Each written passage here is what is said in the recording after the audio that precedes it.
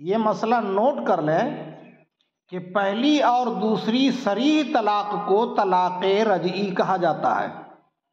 اس کا حکم یہ ہے کہ طلاق کی عدت مکمل ہونے تک نکاح قائم رہتا ہے۔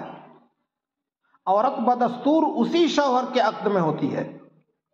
اس دوران اگر میاں بیوی کے درمیان صلح ہو جائے تو طلاق کا اثر ختم ہو جاتا ہے اور اسی عمل کو رجوع کہا جاتا ہے۔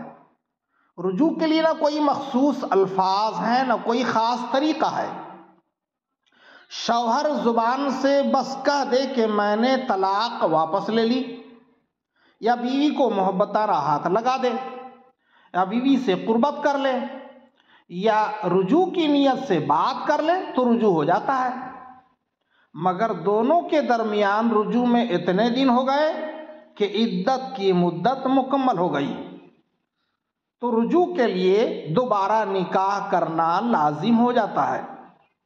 مگر یہ یاد رکھنے کی بات ہے کہ رجوع کے بعد اگرچہ طلاق کا اثر ختم ہو جاتا ہے، لیکن طلاق کا یہ حق استعمال ہونے کے بعد شوہر کے پاس اب باقی بچے ہوئے طلاقوں کا ہی اختیار ہوگا، اور وہ اس طرح کہ عقد نکاح کے وقت شوہر کو طلاق کے کل 3 حق ملے تھے۔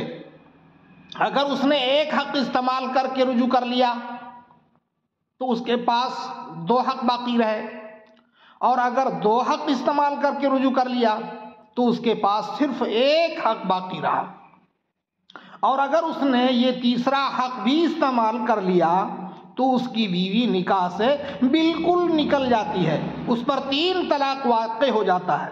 اب رکھنے کے لیے حلالہ کے دشوار راہوں سے گزرنا پڑے گا، اس لیے ایسے مسائل تمام نوجوانوں تک پہنچایا جائے تاکہ وہ ان مسائل سے باخبر ہو کر ہوشیار ہو جائیں۔